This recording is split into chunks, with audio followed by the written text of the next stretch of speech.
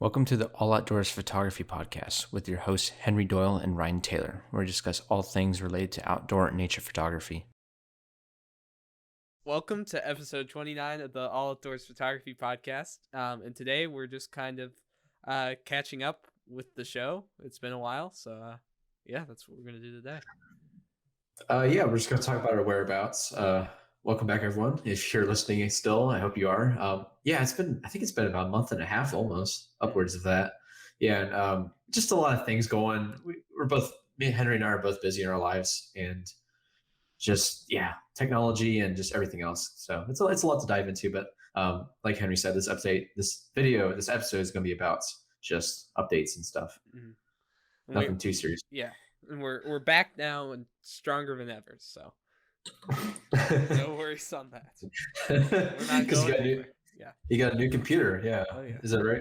Yeah. Yeah, I got So one of the major things, one of the major reasons we kind of had to take a break is my laptop broke.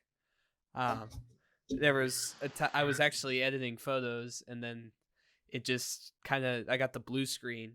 You Windows users will probably know what I'm talking about. Yeah. And it was fine after that blue screen.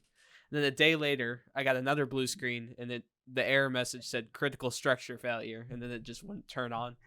I didn't lose anything major. I just there was some schoolwork I kept on the internal hard drive, but besides that, all my photos and all the podcast stuff was on another hard drive, so it's all good there. And I've got a new computer now. It's faster, so that's gonna mean better recordings, less technical glitches for this podcast, and just better in general. So it's what we're going to return with. I think bigger and better. Yes. But it's a Windows still, right? Yeah, it's a Windows. I had a laptop before, and now I've got a desktop. So okay, it cool. It churns through my Lightroom. It's so good on photo editing. I'm so happy with it. That's the best part about a new computer. It's just everything runs so buttery smooth. Oh, yeah. It's great. Yeah, I'm kind of envious because I'm still running a 2018. It's an Acer desktop. I don't even know what the model number is, but I bought it off Autorama 3 or 4 years ago, and it still works, but it can get sluggish sometimes. Yeah, chopping up video and stuff. It just depends. But someday I might go with a laptop and book or something.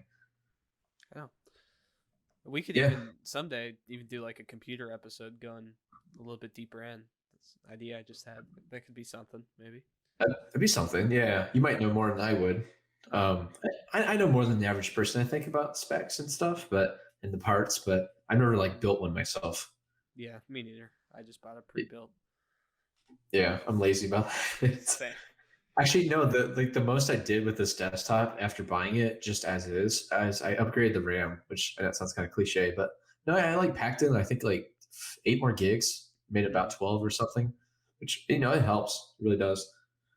But it's not everything. There's a motherboard, processor, and all that stuff too. Oh yeah, there's a lot of stuff in there. A lot of stuff involved. That's why it's almost easier to get a laptop or something. Mm-hmm. Yeah, but that's good. It's good we can finally get back into it. Hopefully the video or the podcast keeps rolling out better. Yeah. And another major thing, and this is something we've been dealing with for months, both Ryan and I, Zencastr. I'm sorry, Zencastr, if you're watching this video, but you really screwed us on most of our. It was always guests, too. It was always our guest podcast. It just got ruined. Yes. We lost. It's terrible. We lost Kyle Captures Photography. We lost his episode. We lost Corey Hart's episode. It was just very disappointing, and all these random glitches and had potential, but it's failed us every time, pretty much. So. Yeah, it's weird stuff. I know you said for Kyle's, which was it was supposed to be our episode 29, and that's kind of right before we just kind of went on hiatus and everything. And you messaged me one day, and you're like, it recorded about half of it, and I just flipped out. I'm like, what's going on? It's terrible. The weird thing with that was they recorded all of you and I, but half of Kyle. So it was just very sad. Which I don't get because all three of us are pretty much Midwest.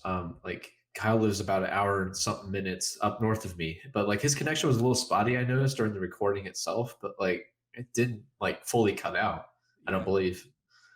Who knows? But Then again, that was like over a month ago, so maybe memory is failing me right now. Yeah. But yeah, it was stressful, and I know for me, it's like I hate disappointing people like that, and especially like just these conversations we're having are so great, like organically just flowing, and they're like a lot of fun to just talk to these people I've known or people I was meeting or us. But yeah, it's just I don't know, it was terrible, I don't know. terrible. I don't know about you, Ryan, but it demotivated me for a while. I mean, that's part of the reason Oh yeah, I didn't want to come back right away. It was just kind of hard. We put a lot of work into those episodes, so. yeah, it's almost like not to get too down yourself, but it's like what's the point? Yeah, when it's just you just get these great episodes and you can't get them. They just can't do anything with them. Yep. Yeah, But hopefully but that should all be fixed now. So I think we're. I hope so. Yeah. Sorry, Zencaster. You're great for a time, but I Not think really, we're gonna. honestly. Yeah, that's true. Day one, it was pretty bad. Yeah. It had its quirks. It's a good website and software, but but still. It was better than our Zoom meetings, or Skype. It was better than our Skype at first. I think audio wise, at least. Yeah. Yeah, the Skype ones, but that's back when we did video. Oh, oh man, let's dive into the past 30 episodes. Yeah. Back in the day. It wasn't even actually, that long ago either. I mean, I know. It's almost been a year, actually, believe it or not. Which I mean, almost 30 episodes. I guess it was pretty like impressive. late June or something, right? Somewhere around there. I think we started about July, early July, mid July. Okay. Yeah. If I recall, I don't know. Anyone that's a super fan, they can fact check us, but I believe it's that long. Yeah, actually, that's a nice segue. So I guess recently, I think 2 weeks ago, our first guest on the podcast, Jacob DeLong, he actually invited me onto his live stream on Twitch, which is really cool. Cool. Yeah, it was cool. So he just kind of reached out to me via message and just out of the blue was like, "Hey man, would you be interested in talking about photography on my live stream?" And I was like, "Sure, dude." Like, he's a cool guy. Of course, I've met him before in person a lot. We used to work together, and yeah, it's just really cool. I've watched his Twitch stream.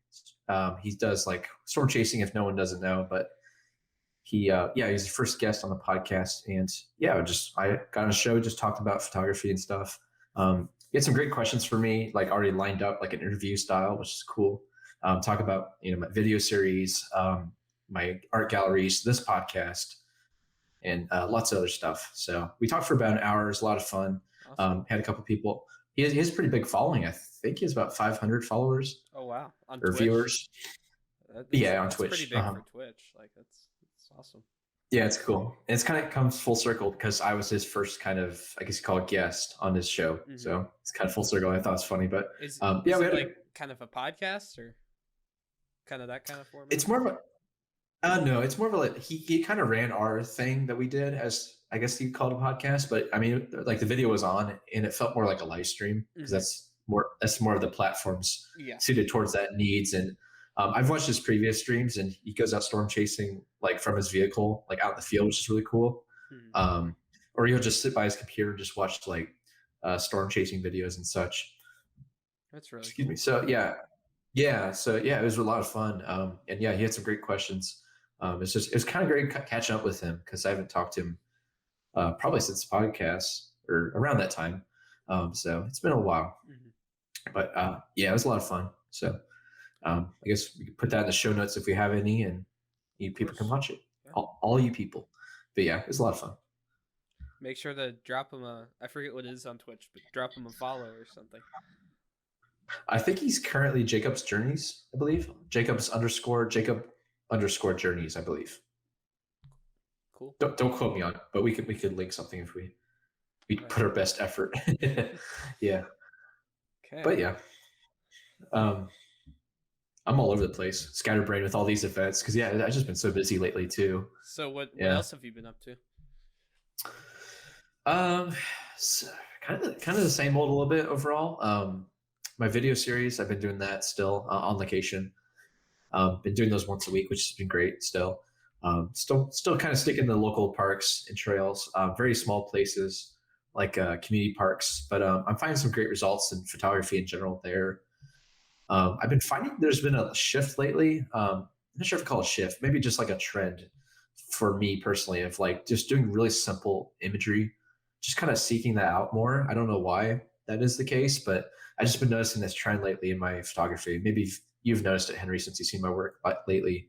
Is that I just like been going for like really just like dead simple compositions and just stuff that's really, I don't want to call it boring, but maybe some people might find it boring. Just stuff that's really just easy looking at. I don't know. It's but it's been interesting. But yeah, I've been doing those videos lately. It's been a lot of fun. At least in the absence of the podcast here, because I guess they kind of freed up some evenings and such to edit those videos, of course. Yeah, I mean, other than that, just doing the same old, doing my galleries, exhibiting there. I guess the one notable one is that this one lady, Kelly Ingerson, she's this Australian lady I met at one of my galleries. She's a super sweet lady and stuff. And so she opened up at the beginning of March her own, like, I guess in a studio kind of like gallery space. And she invited me as the guest, so to speak. So I exhibited 3 pieces. It's in Troy, Ohio, at this place called the Sunshade Building, which houses other like photographers of portraits and stuff. Their studios. It has painters, kind of just more artsy stuff too. But it's a cool building. And so we had this big reception night, and I was there for like the entire afternoon. And it was a lot of fun. So just talking with friends, exhibiting 3 new pieces I've been working on, framed and everything. So really big pieces for me. And just, photos I've taken in the past year, just work I've been, working on, I guess. So, but yeah, it's been a lot of fun doing that too. That's great. Which 3 ones did you pick for it? Yeah, like I said, 3 photos I've taken in the past year. I guess I don't want to call it a theme, but there is kind of this interconnectedness of the 3 like photos I chose to print and frame and matte and everything. There are the 3 photos that kind of exhibit my work, how it's been changing lately. So they're still naturey and outdoor, but like one's a covered bridge, one's this like man-made structure that's you can find out at a local metro park, and then another one is a tree at night, or at least twilight, the blue hour, and there's some car headlights running right past it. So it's kind of just showing some different, I guess, maturation in my work, which has been pretty cool to see. Mm-hmm. Yeah, so it's like the interaction between man and nature. It's pretty cool look. Exactly. Yeah. That's good. That's a good way to put it, actually. Mm-hmm. So just showing what I've recently been taking and just how my work's my overall portfolio has been kind of just ebb and flowing, I guess, evolving, we'll say. Yeah, I think that happens to all photographers. You might someday return to your previous style, or you might just evolve. I think it's kind of just natural. Oh, definitely. And like, don't get me wrong, it's like I've been doing more birding than ever, I think, in this past winter especially, but like in general, like almost every week. And I still love taking shots of trees in general, birds, nature-y stuff. But like, what I mean by what I said just a little bit ago is like, I guess a couple of years ago, if you told me to take a picture of like a covered bridge, I'd probably laugh at you. Like I just think that would be, because I was so stuck up about like limiting myself, I guess is what I'm saying, like creatively speaking. And I was like, why don't I take a picture of something people made, and like a bridge? I'm like, that's stupid.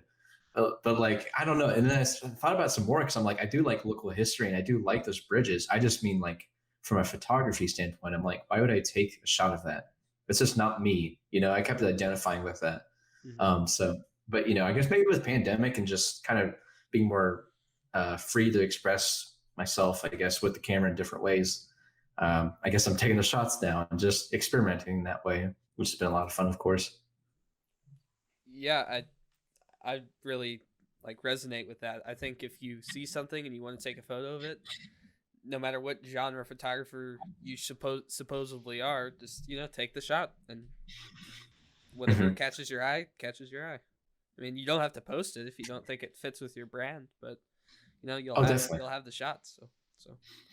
And that could be a whole nother podcast episode, is like personal projects. I have some ideas in my head, but I haven't really like executed them. But just taking photos for you specifically, like it doesn't have to be for other people or like to sell or share or exhibit it, but like just taking photos that you may enjoy, but like, I don't know, you might not feel comfortable about sharing with everyone. You know what I mean? Just stuff like that. Yeah. I feel like is really cool.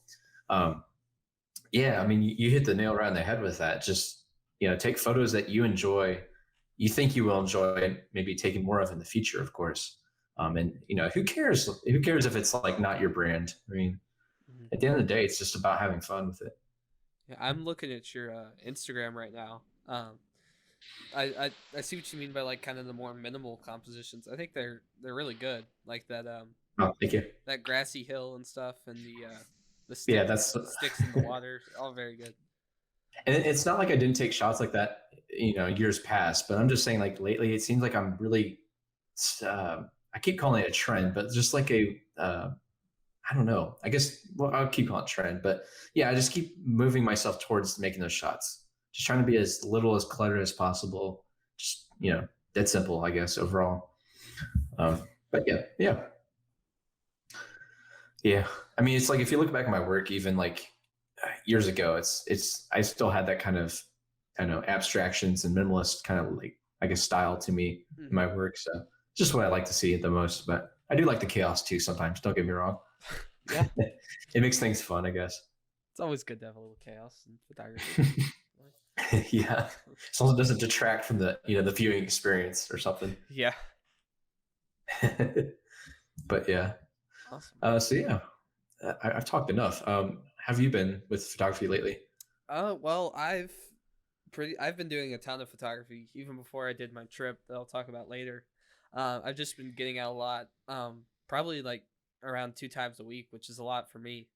Usually Oh wow. it's once a week at most, but 2021 I've just been really just doing photography. Like, I mean, that's really been it. The podcast at the beginning, but I've been mostly just photography. I'm gonna start up YouTube soon, but right now I'm just enjoying going out. A lot of birding, kind of like you. I've just really been getting into that. Like this weekend, I'm gonna drive like 40 minutes or so, and I'm just searching after a bald eagle that was reported in that area. So I'm just Cool. kind of trying to put some research into it and learn the names of birds. I'm still really bad at it, but I'm getting better. Uh, there's a couple people who frequently correct me if I post something wrong, and I thank them for that. I need it sometimes because it's very easy to misidentify birds. But yeah, not a lot of landscapes really. I want to do landscapes. It's now starting to kind of be the time where it's good again. With the spring leaves and the spring trees.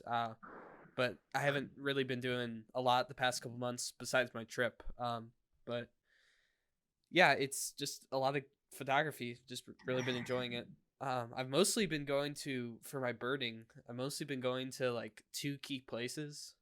Um, and one's just a hill near a golf course. It's so weird, but it has some of the biggest variety of birds I've ever seen. I mean, I've seen hawks, titmouse, like nuthatches, cardinals, and they're always there at the same time. So Hmm. yeah.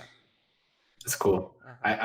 I can vouch for you with the golf course thing because there's quite a few in my area, and for bird photography specifically, there's actually one that was it was a former golf course. I think it's called the Lark Tree Golf Course in Trotwood, and it's been converted into what's now called the Great Miami Wetland Mitigation Bank. It's kind of a long title for it, but it's like gorgeous, just acres of just like decrepit, paths of just what used to be a former golf course.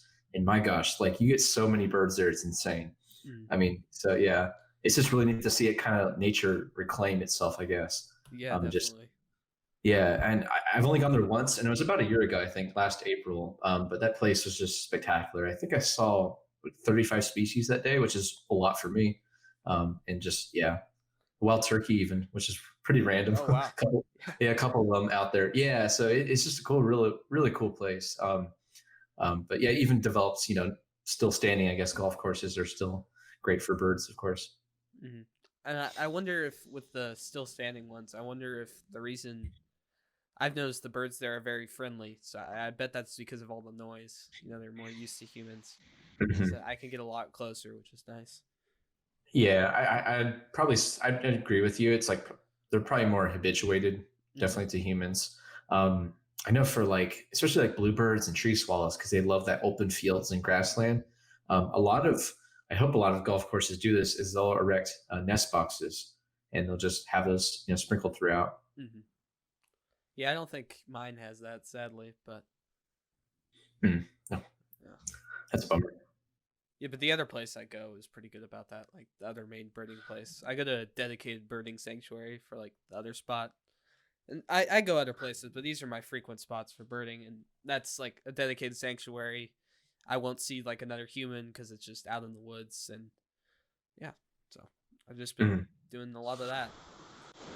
Yeah, that's awesome that you've been doing more wildlife. Because I know you're almost exclusively landscaped. It seemed like, and then you've been slowly kind of getting more into the birds and stuff, which is cool. I definitely don't want to give landscape up though. Like it's still Oh in the yeah, back of my head. Like I'm yeah, gonna shoot some waterfalls soon. Just trees, just all kinds of stuff. yeah. I just get really demotivated from landscapes in winter, when there's not snow. Like I don't feel like shooting landscapes. Like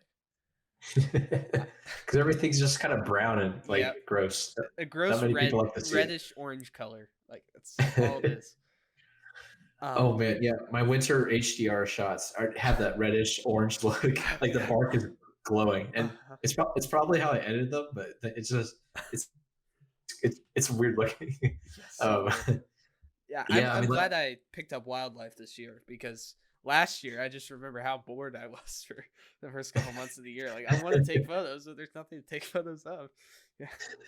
oh yeah, like I said earlier, it's like I think in January and February specifically, I was like just burning nonstop, and like I got a pretty good amount of shots, good close-ups and keeper shots, but just birding in general has just been a lot of fun because there's less foliage on the trees, of course, they're more visible. And I know in winter, it's a lot easier to see waterfowl and ducks, which are some of my favorites. Oh yeah. Plus they're easier to see because they're bigger, and all you have to do is go to a few bodies of water, and you can kind of get the point. But yeah, man, it's addicting though. Uh, It's a lot of fun. oh But yeah. I'm like you, where I'm like looking forward to not only like migrating birds in spring, but also all the other nature things like waterfalls. I'm kind of Um, overwhelmed, honestly. There's so much. All of a oh yeah, sudden, just Louisville has just blooms. Like it's it's been like that over here in Ohio. Yeah, and it's the same way. I tell people, photographer friends or non photo people, is like April and May is like prime time because everything's just happening at once, and it's a lot of fun. yeah. Of course, It's that's like the overwhelming. busiest 2 months of the year for me. But that's Oh how it really? always goes.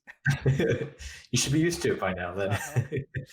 yeah, that's funny. And I know lately I've been doing a lot of like macro photography again because it's Mhm. been so many months since I've done that, and just slapping on the extension tube and just seeing all these different flowers every week by week has been just a lot of fun as well. Man, your dandelion abstract was so cool. It's such a creative idea. Like, Oh, yeah, the daffodils. oh yeah, it's not dandelion. What am I saying?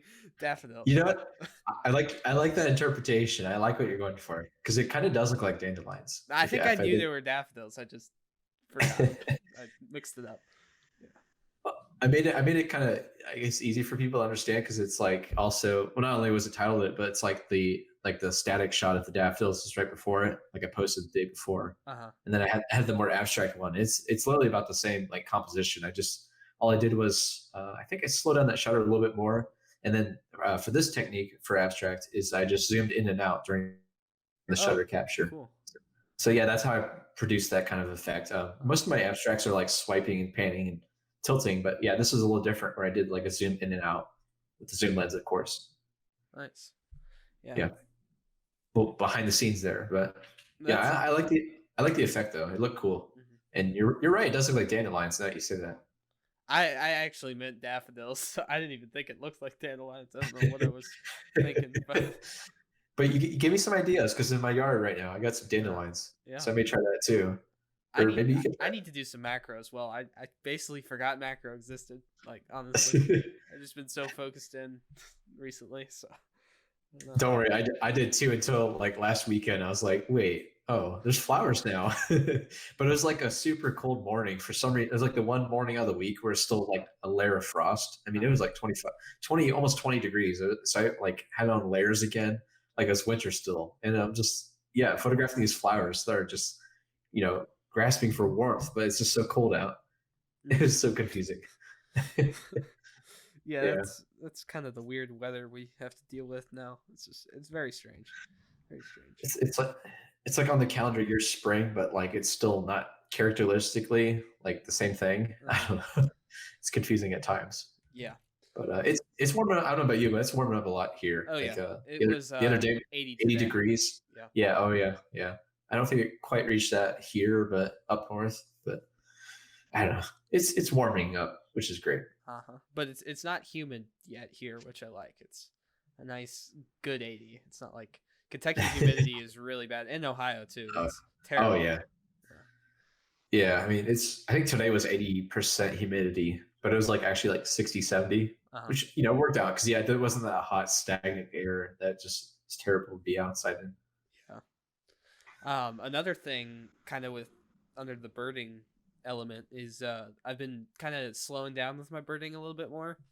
So I've been doing more like where I will sit in one place with my tripod and just wait for birds to come. It's actually been working. I got some like wood duck photos that came up right by me. I actually got some otter photos. I don't know if you saw my Instagram, but there were some otters that came up on me.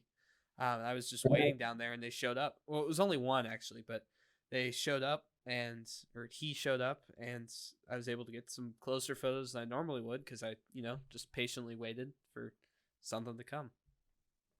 That's awesome. Yeah, I don't think I've seen the wood duck photos. I don't think. I don't think I've posted those yet. I think it's in my drafts still. Oh, sorry. Well, that too, and the river otter is what I meant. Oh yeah, yeah. Yeah. It was crazy. I didn't even know my part of Kentucky had river otters, honestly. So I was shocked. Huh. I know the local wetland corridor near where I live. They've been seeing on and off. People have. I've never seen them, but there's been river otters up here, which is just crazy to think about. Mm. And this little creek out here in Beaver Creek. It's just the strangest thing, but apparently it's happening. So he said if you get out here real early in the morning, I'm like, I do that. I don't see them. What gives? But see, I was out at 2 p.m. Like it was crazy. It was just weirdest thing. Huh. And it was in a fairly popular park too. It was like a park that's sandwiched between a highway and a hospital. So I mean, it's not like it's some remote park. I don't know. It was weird. Huh, they're bigger than you'd think too. They're pretty big. Oh yeah, are you sure it wasn't like a muskrat or anything? No, it was definitely a river otter. Okay, clearly that kind of smooth, defined look to it. Oh yeah, the whiskers and all that stuff. Okay, cool. Because I know with like around here, it's like we get beavers and muskrat. Well, I do even especially just those two mixed up, and because it just looks so alike.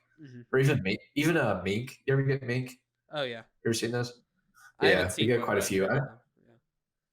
They are a pain in the butt to photograph because every time I see them, they get spooked and they're super, super skittish. And since they frequent like wetlands, at least where I live, they just jump right in the nearest body of water that they're right next to.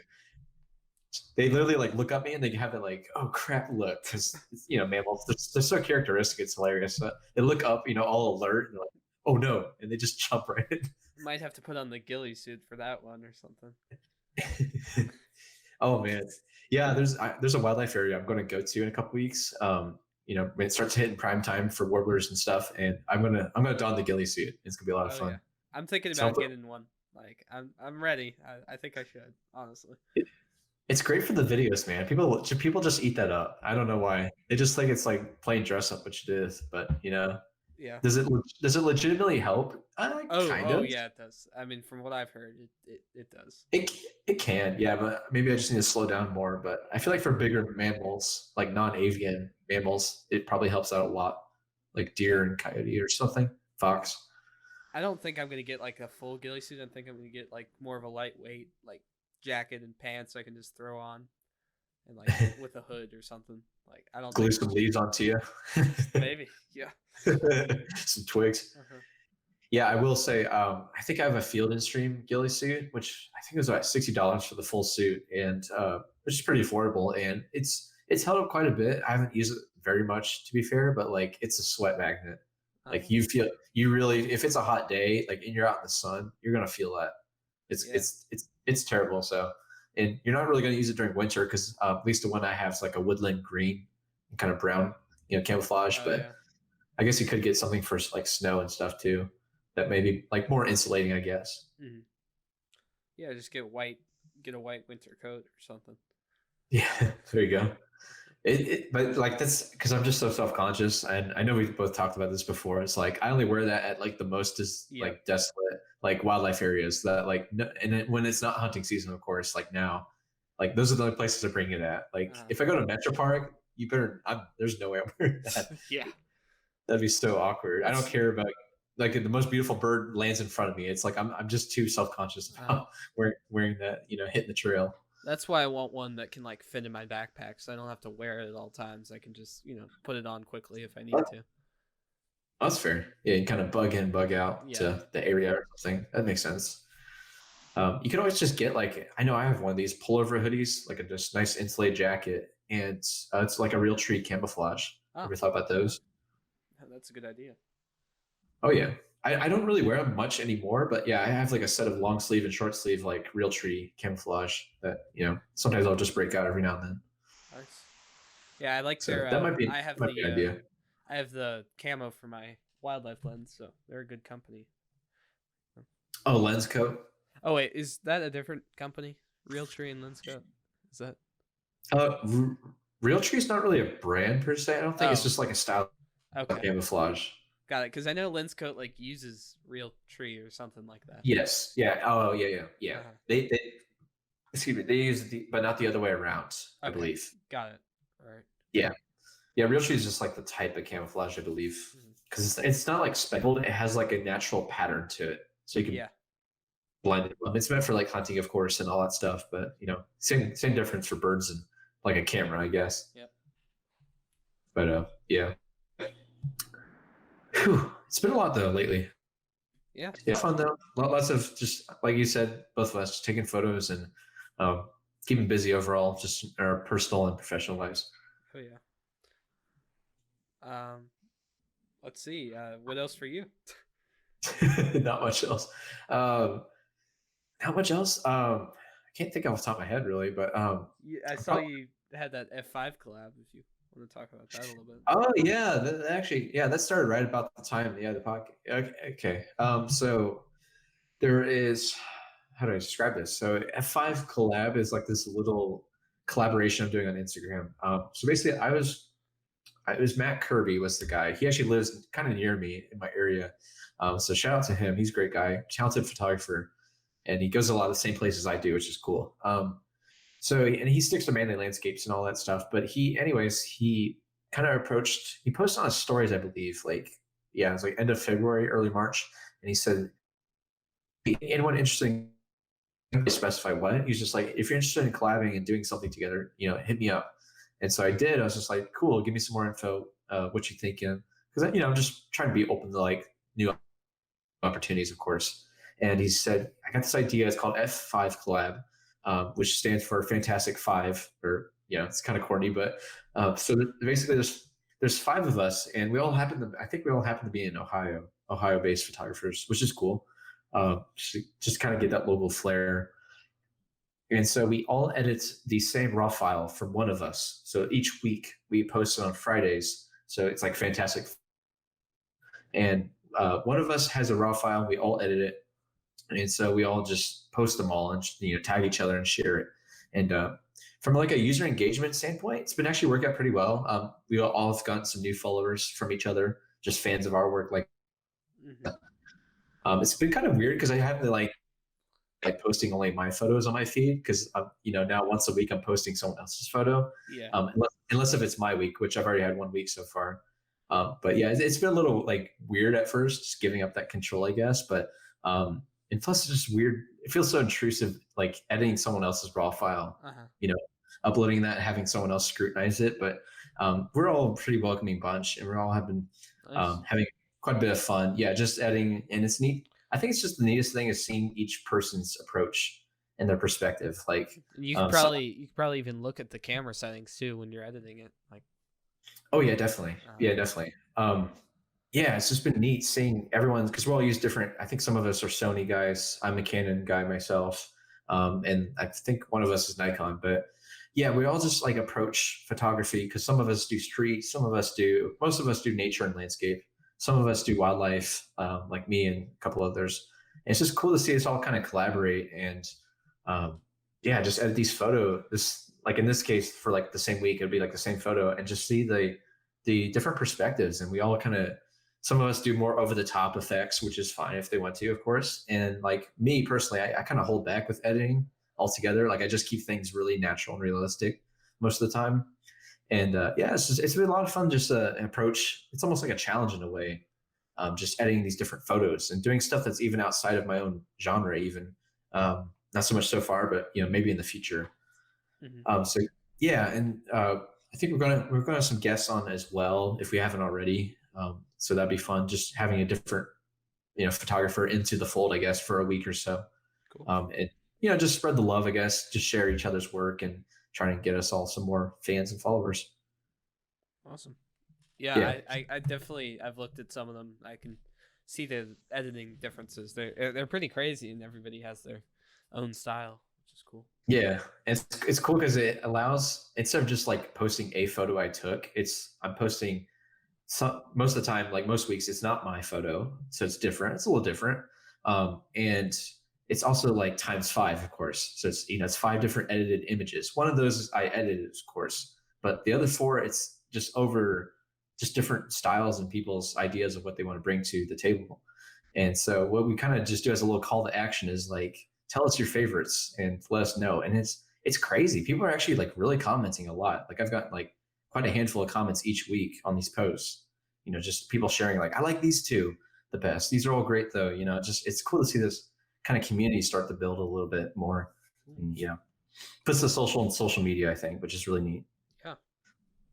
Mhm. It's definitely it's a different idea of collaboration.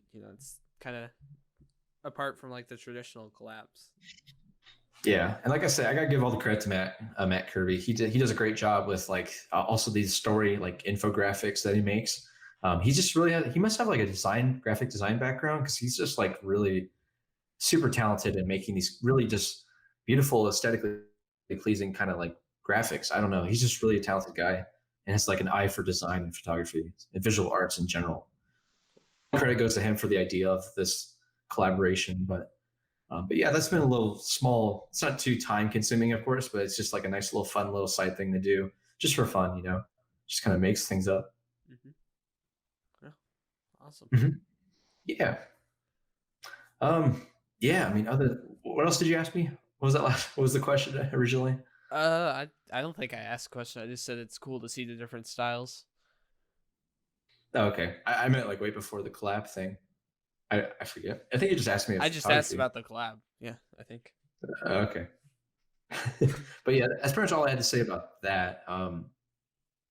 Yeah, I mean, other than that, I'm hoping soon, kind of a little off in the future, but I'm hoping to do some festivals. I've applied to a couple of them so far. Since they seem, because last year obviously like was a polar opposite, and none of them happened. Outdoor arts festivals. Yeah. But this year, yeah, unfortunately. But this year, there's already a couple of them canceled. A couple of them are just like the show must go on, and we're doing them anyways, which is cool, I guess. So I'm applying to a few of them. So I may do some of those. I don't know how many this year. I don't know how involved I want to get, but I'm probably gonna do at least maybe 4 or 5. As I'm thinking right now, I've applied to a couple of those so far. So that'd be a different thing, because I took a break last year. Yeah. Yeah. It's great. You meet new people, and they're probably pretty profitable, right? I mean, people like to buy things at those. I think what's been shown, at least with one of my brick and mortar galleries, is that I've already made back like my membership dues for this year, like already paid it off because it's a profit on top of that. Because people are just like wanting to get out and get out and or just go do things and spend money. I guess I don't know, consumerist stuff, right? Yeah. But yeah, it's been neat to see that kind of change a lot over the past couple of months. So it's been quite a welcome change. So I'm hoping it stays like that throughout the rest of the year. And like I said, for these events, of course, too. Great. Yeah. Mm-hmm. Yeah. Other than that, I'm gonna keep on rambling here if I don't stop. But I think I'm still trying to work on a photo book. Well, I really haven't started it yet, but I'm going to look. It's basically, I can say this now. It's going to be like a 5-year retrospective of pretty much. Yeah, it's going. Basically, what I'm going to do is I'm going to look back. It's going to be like a really big deal for me. I'm going to look back at my entire catalog of probably raw files in this case. Probably just edit images. I don't know.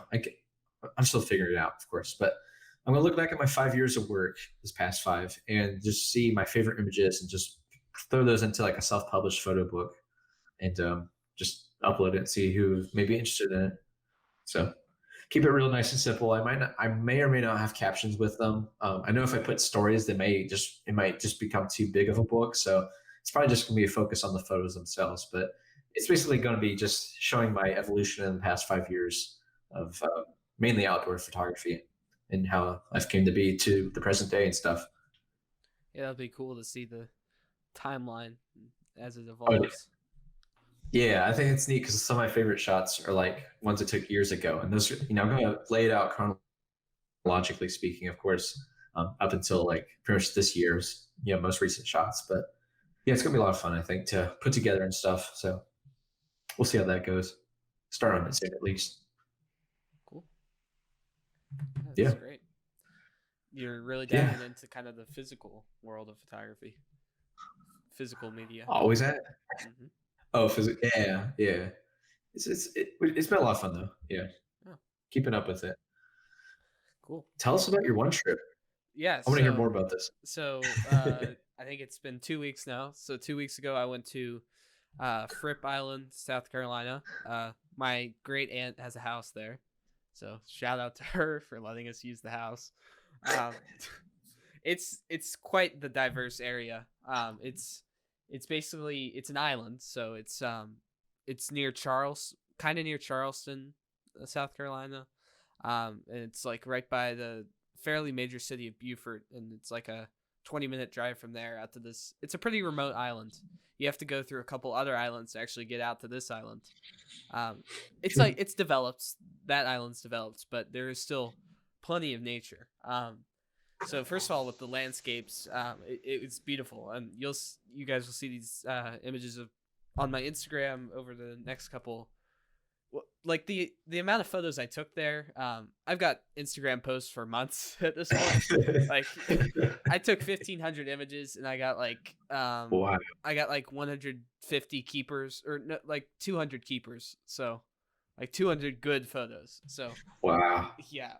So landscape wise, there's these beautiful salt marshes. They've got like the nice bends, with like the grasses sticking out. So I did a lot of sunset photography and sunrise photography over the salt marshes. There's beautiful trees. So like, I don't know if you know what like Spanish moss is. There's tons of Spanish moss. Cool shapes. Great colors.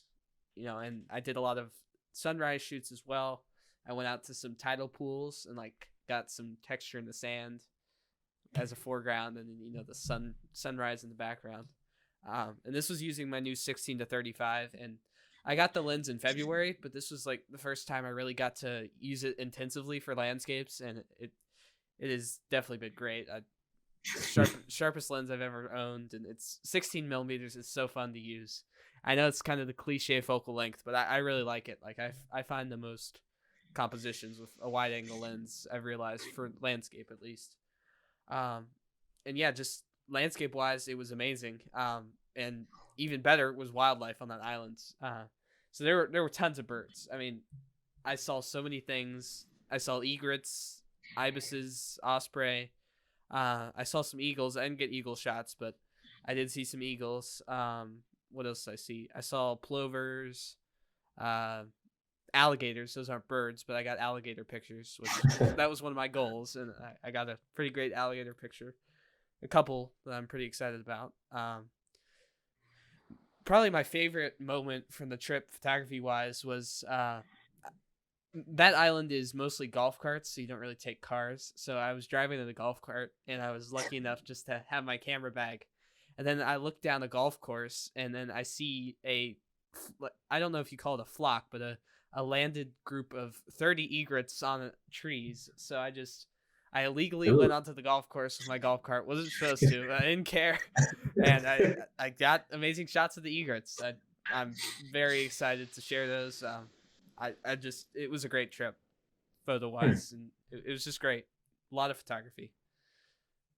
You probably stumbled upon a rookery then, if they're all just hanging out in a tree. Yeah, I think it was a rookery. Yeah, I think it was. Okay. Yeah. Because this is like the time of year you'd see like herons and stuff doing that too. So more than likely it was a rookery, which is awesome. Those are cool to see. I forgot to mention I also got a wood stork in flight, which is apparently pretty rare. So pretty excited about that. Did you get I don't know how to pronounce it. Anhiga? Yeah, and Higa as well. Yeah. Yeah, Anhiga. Yeah, that's really cool.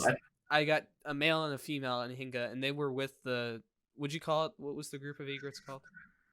A rookery. They were with the egrets, which was really weird, but they were hanging around with them on those same trees. So birds are they're a weird case. Like I know in Ohio in winter we get cackling geese. You ever heard of those? No, I haven't. No. It's basically a Canada goose, right? Uh-huh. Yeah, it's basically a cackling goose is like a smaller version of a Canada goose. Like it's like a smaller bill. The overall like size of it's like kind of scrunched up more, and they tend to like gather in these flocks, like one or two of them into a bigger flock of Canada geese. And it's like you can pick them apart if you're good about seeing that kind of thing. But if you don't even notice, you probably just think they're all the same bird. But it's just weird stuff like that kind of occurs. So yeah, probably the same case with those egrets and the Anhiga. Yeah, that moment with those Anhigas and egrets it was great. Probably my best birding moment so far. And also it was really fun doing the osprey in flight shots. I got a bunch of those. It was really fun just tracking them through the sky, and they flew right over me. So I'm pretty excited. That's awesome. Yeah, and probably out fishing for the day. Yeah, and those landscapes too. Probably my favorite landscape outing I went to in a island that's on the way to the island I was on, and it's protected land, so it's like a state park. It's called Hunting Island, and there's these dead trees that are like stuck into the sand. I got some great long exposures. It was a cloudy day, which I love for long exposures. Cloudy and wavy day, so I basically stood in the ocean and got some long exposures with the trees and stuff. So I'm pretty excited about those as well. I know I was kind of like living vicariously through your Instagram stories and just seeing these incredible looking views and like the shots you're getting behind the camera. I was like, dude, like where are you at? Like this is awesome looking. Yeah. Like it was the first time I'd really been to like a majestic location in like 3 years. I was really excited. Oh man, yeah, I could tell. You like 10 different bird species and like these just incredible looking ocean or beachside landscapes. It's just really cool to see that. So I'm looking forward to seeing your fit. It look really cool. And I'm going to be doing a YouTube video as well. I think just kind of like going through the photos. Oh, cool! Kind of like a digital scrapbook almost, or something. Yeah, that sounds neat. And I really haven't done any photography since then. I got back about a week ago, so I had a whole week there. So got a lot of photography done. Probably gonna get out this weekend, do some more stuff. But yeah, I finally finished editing the photos yesterday. So nice. 1,500, man. Did you sift through all of those? So I pared it down to 215. The ones I liked the best, and then I pared those down to about like 150 to 80 keepers. I can't remember how many it was, but yeah, like the ones I exported to JPEG was like about 150. Wow, dang. Yeah. I mean, I guess it sounds like a lot, but I guess a week's worth is that sounds like a fair amount. Yeah, and I was also during the day I was just on the beach pretty much, so like I wasn't shooting all day long, so I'm pretty happy with like the amount I got. Yeah, it's like mixing vacation, relaxation time with actual like the work, I guess you could call it. Yeah, that's awesome. I know for me, it's like whenever I get like a big chunk of like raw files, it's like I usually do everything in halves. Like it just kind of happens that way. It's like, so if I get 200 shots that day, I'll probably trash 100 of them, 50 of those, and then 25 actually go on my website or something like that. It just seems to be like how it works for me. I don't know why, but it seems to be the case. Yeah, I mean, people, when I tell like non-photographers about how many photos I take and how many I actually use, they get so like, I think they like for a second think you're like a bad photographer, but they don't realize like even the pros, they have thousands of raw files, hundreds of thousands of raw files that just failed epically, especially birders. I mean, birders know just focusing on a branch instead of a bird, or just I don't know. Those perfectly in focus tree branches sure are nice. I also have video clips. Like for example, in on my trip, I accidentally took a 20-minute long video clip of me walking down a trail on my 600 millimeters. So you couldn't see anything. It was just the ground because I had it facing down. So all the weird kind of stuff that you may not think you'll get, but you'll get that kind of stuff. So. A happy accident. Yeah, just wind noises and sloshing back and forth. Yeah. That's embarrassing. I also got a another abstract that was like not intentional. Like it was by accident, but I really like it. So Dang. yeah. Unintentional camera movement. It was literally unintentional though. Like yeah, and I liked it. So you're gonna pioneer the genre of UCM. Yeah, that's great. Yeah. What was the shot of? You said. It was a beach and some seagrasses, and it just turned out. So. What'd you do? Like hit the camera by accident? I guess I don't know because like I was looking back at the raw files later. I had no idea how I got it. Voice crack. I don't.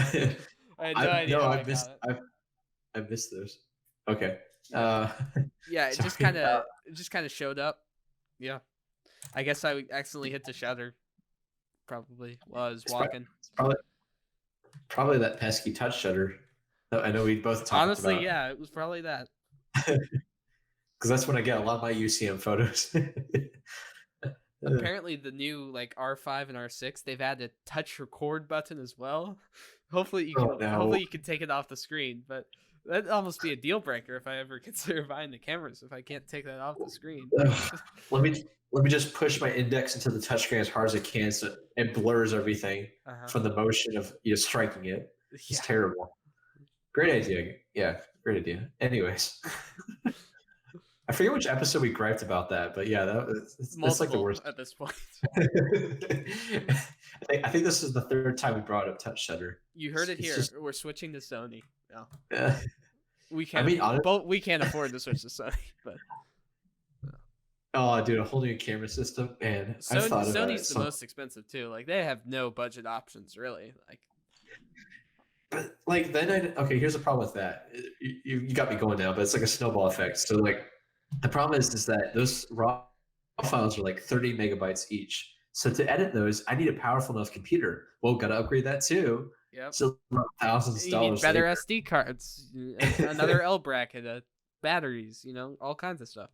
I'm all for higher like quality gear, sure, but like it's not worth it. At least for me right now, it's terrible. Yeah, like I was on B&H yesterday, just like. I was curious like how much an R5 would be like realistically if I put all the accessories I would need to get. So like I put like they use a new type of card, so like the CF Express, that's like 128 gigabytes is like $500 alone, and then I'd want to get an L bracket, and then it added up to like $6,000, and I was like, wow, it's not just the cost of the camera. It's not. And then you get a couple lenses and you're like, okay. And then I realized 45 megapixels, my cards are going to fill up twice as fast. My hard drives are going to fill up twice as fast. So, yeah. I'm fine with my dinky little Canon EOS ADD. It's fine. I think the 20 megapixel range is perfectly good for pretty much everything. Yeah, I do if I enlarge or print them big. As long as they're tack sharp somewhere, it's good. The place you want it to be, of course. But like, even just for posting on my or Instagram, it's like it's fine. I don't need any more megapixels. Blowing them up on a billboard, it's like I'm not doing any of that crap. So yeah, it just depends on your use, I guess. Yep, good lenses too are important. Oh yeah, good lenses the better, of course. Yep. Whew. Well, do you have anything else you'd like to add? I think I'm gonna get back into YouTube, like actually for real this time. Like I'm ready. Like I hope so. Yeah, I've missed you. Thank you. I'm gonna start with the that video of my trip wrap up, and I don't know, maybe see where it goes from there. I did shoot a vlog. I tried to vlog in the field. I kind of liked it. It was interesting. Like I didn't really. The particular photo outing I filmed wasn't a really productive one, so I don't know if I want to post it, but I'd say go for it. I think I haven't decided yet. Like, I don't know. Don't let your first outing or any outing be like the reason why you stopped doing those. Uh-huh. Like because you've probably seen enough of my videos to know I have a few few stinkers, and they're doing stuff. The better ones, the more productive, successful ones, and it just depends on the day, of course, and how you're feeling and the weather conditions, everything, lighting. So it depends, but I guess how did you approach the video itself? Did you do like a more like a I'm walking along talking to the camera vlog, or did So you do like a I for a like a while, cinematic kind yeah, of for like a video while, video? I thought I was gonna do cinematic, but I decided like I wanted to make sure I was still getting good photos and not worrying too much about the cinematic video. So I mostly just shot the video on my phone because that's the only other like camera I have. It's pretty good for that. So I did the phone. I did some B-roll on my camera, but I mostly just talked to the phone. And I wasn't a huge fan of like how distracted I felt from photography. So I don't know. Maybe I'll revisit it. It depends. I'll probably put that vlog together at some point and post it, see how it goes. But I would just say, yeah, like make the amount of time you're planning to be out there, just double it. So that way you can get enough video that sufficient. There's like a storyline, and then you can actually get some good photos, hopefully in between, mhm.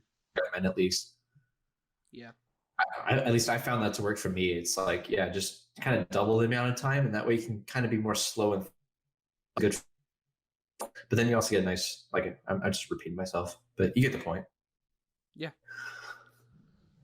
I found that to be the best, at least in my experience with just in the video making. Mm-hmm. Yeah, I'll try that. Looking forward to seeing those, though. Thank you. Thank you. Mm-hmm. I've missed your videos. It's been months, hasn't it? Yep. Couple months. I've just been busy in school and. Oh yeah, I'm not like, yeah, nagging at you. I'm just saying it's like I think your last video is like what, the Astro one you made? Yeah, I it believe was the Astro one. last year at least, right? Yeah. Yep. Oh, And actually, it's just schedule, and I think my schedule is actually gonna get busier too. I got a job interview. It's coming up soon. It's for a photography job. It's not nature photography, but it's a not full time, but part time. Like $9 an hour job. So pretty excited. It's a like portrait photographer at the local zoo. So I would like take pictures and then sell people packages and stuff. So it's definitely better than like working in like a food service job, and I think it'll be fun. So hopefully I get it. Oh, cool. Yeah. I remember seeing those back in the day. I've gone to the zoo a couple years. Cool. Huh. Yeah. Sounds neat though. Yeah. Hopefully, when do you start that? Soon? Well, I have an interview next week, so I'm not sure about all the details yet. So hopefully I get it. I don't know. Oh, you get the experience. I'm kind of overqualified for the job, honestly, because they said no photography experience required. We will teach you, but yeah, I mean, yeah. As long as they don't like require like you need portraits. We want to see examples. Yeah, and I do a lot of portraits for school and stuff, so like I'm pretty qualified in that area. Oh, yeah. Like, yeah. There you go. Yeah, then you're set pretty much. Mm-hmm. Right, well, anything else to add? Oh no, I think that's it. I just realized, yeah, it's been like one big episode that's just been updates, kind of like how we did them at the end of the show, but just doing a whole hour. But it's been good. Yeah. Yeah, it's been great. Yeah, hopefully get back into it. Talking. I know we got some great guests, hopefully, and good topics coming up. And if you guys are listening and want to be a guest, and you're a fairly established photographer, come on. I mean, we'll love to have you. You don't have to be established. Or just be a photographer. Yeah, just be a photographer or a nature lover of some kind. Do you have a camera? Yes or no? You're on. You could have an iPhone too. It doesn't matter. You come on. Yeah, there you go. Yeah, or if a cool story to share, or like experiences or knowledge, hit us up. Or if you just are, then it works out. It's easier that way. Yeah. All right. Yeah, we'll see. Well, thank you so much, everyone. Thank you guys for watching. Bye. Yep. Bye. Thank you so much for watching the Owl Outdoors Photography Podcast. You can find us on Spotify, Apple Podcasts, Google Podcasts, and the video version on YouTube as well. You can subscribe down below, and we look forward to seeing you in the next one. Thank you.